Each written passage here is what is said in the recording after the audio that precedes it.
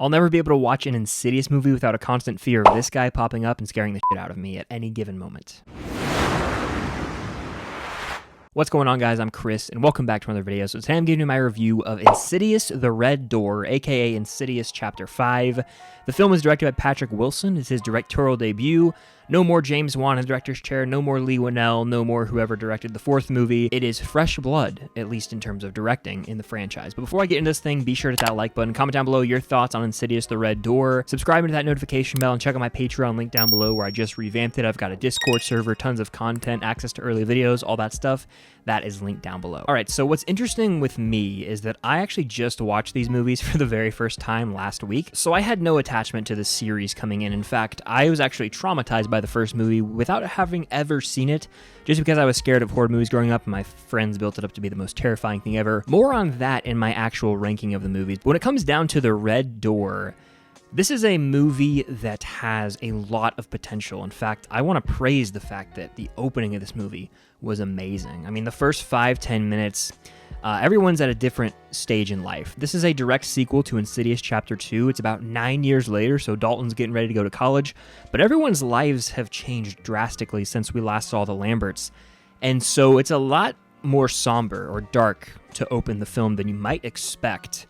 It's not all happy-go-lucky, kind of like we were at the end of Insidious Chapter 2. Things have gotten a little dark over the past 9 years, to say the least, and I want to really shout out the opening because of how much tension it built. After Insidious Chapter 2, Dalton and Josh have no memory of an entire year of their lives, and so watching them have to interact with their family, obviously their family has the knowledge that they don't possess, really makes for some tense moments. I won't spoil anything, don't worry, but early on in the movie, there's some sequences that have great buildups. I was on the edge of my seat in the theater, and I was like, oh, please don't scare the crap out of me. But the opening and a lot of moments in this film do the classic Insidious thing where they drag out these jump scares and really just prolong the fear as you're watching the movie. And for it being Patrick Wilson's directorial debut, there are some Insidious-esque shots in here. I'm talking like James Wan to be proud, specifically in the opening of the movie. So like I mentioned, the opening had a ton of potential, and it set up this movie for success, but that quickly dissipated, for me at least. In fact, this movie has so many ideas and so many tones that are clashing that it really never felt like an Insidious movie.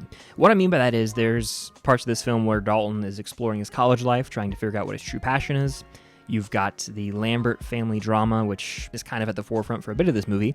And then you've got Josh trying to figure out more about his past that he's forgotten. So there's multiple things or main storylines going on here, and they all have a different tone, which makes for a really awkward watch through. Like, there are moments where if you just turned on this movie, you'd be like, this is an Insidious film, where Dalton is like in a college class or going to like a party in college.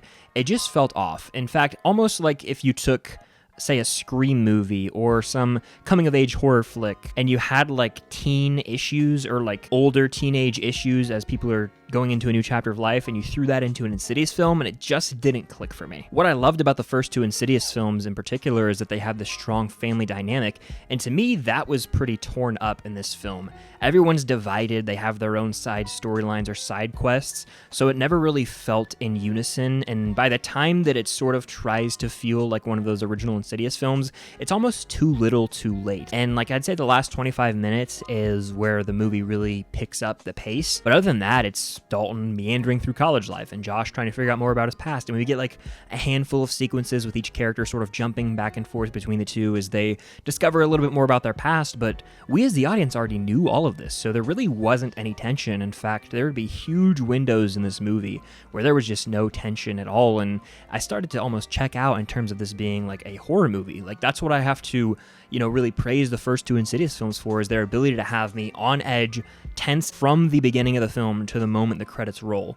And in this movie, there are so many moments where I'm like, wait, is this actually a horror movie or is it like a teen drama? Of course there's jump scares, it's a horror movie, it's an Insidious movie, but a lot of them feel cheap and you can kind of predict them a mile in advance. Now, one or two got me pretty good, but at a certain point it became overload, and every few minutes there would be a new jump scare where a scene would be set up and it'd be like, oh, we're just waiting for that jump scare to happen. What I do appreciate, and again, I hate to keep comparing it to the first two Insidious films, but in those first two movies, there would be jump scares out of place. Like the iconic jump scare from the the first Insidious film is terrifying because it was so unexpected, and this movie really didn't rely on that all that much. It didn't leave a lot to the imagination, which is where I think horror films, and especially the Insidious franchise, can thrive. This movie, on the other hand, substitutes the practical effects of some of these demons and entities from the further, and it inserts this CGI that just doesn't feel right for the Insidious franchise. Some of these cheap jump scares would just end with this CGI entity running at the screen, and it would be like, okay, I've seen better though, especially within this franchise, so it's a pretty big step down in quality. Like, this is a tame horror movie. In terms of the overall Insidious franchise, it might be the tamest in terms of scares. So if you go to this movie to feel terrified, you're gonna get some jump scares, don't get me wrong, but it's not a horrifying movie like the first two Insidious films are, to me at least. But my biggest issue with Insidious the Red Door is that the main plot and basically everything leading up to the final 25 minutes just feels so contrived to try and piece together this hour 47-minute movie, when in reality everything could have taken place in like 30 to 40 minutes. It was so stretched out, and for what reason? I know you gotta sell tickets and make a damn near 2-hour horror movie for the theatrical run, but the final act of this film didn't really make a lot of sense, and I know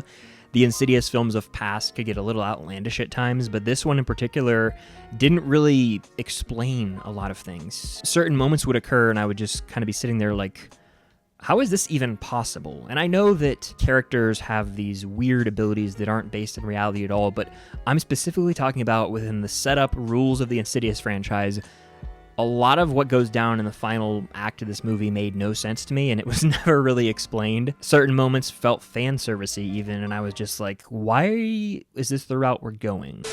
I do think hardcore fans of Insidious will have the moments they'll enjoy, and to me it did have some sweet family moments, but overall, there were a lot of clashing tones here that, like I mentioned earlier, made this one sort of difficult to enjoy. It feels like multiple movies sort of shoved into one, like this teen drama coming-of-age film with like this more serious, dark family drama. Of course, there's some horror thriller elements thrown in there, but it feels the least like a horror movie, to me at least, out of pretty much any of the 5 Insidious films, I would say. It definitely has specific moments that land for me, but overall, I thought Insidious the Red Door was pretty lackluster. Wasn't too crazy about it. You'll have to stay tuned to see where it lands in my actual ranking of the franchise, but I just can't believe that it kind of went out on such a lame note. It really went out with a whimper when you look at how great the 2 James Wan films are, and then obviously it lost its way a bit with the prequels. I thought this one would be a huge step up in quality, and it ended up being pretty tame. It wasn't the most memorable horror movie, though it does have some standout moments. I just wanted this to be better than 3 and 4, and I don't know if I can comfortably say that it is. So Insidious the Red Door was a bit of a letdown for me, but what do you guys think of the movie? Let me know in the comments down below, and be sure to hit that like button.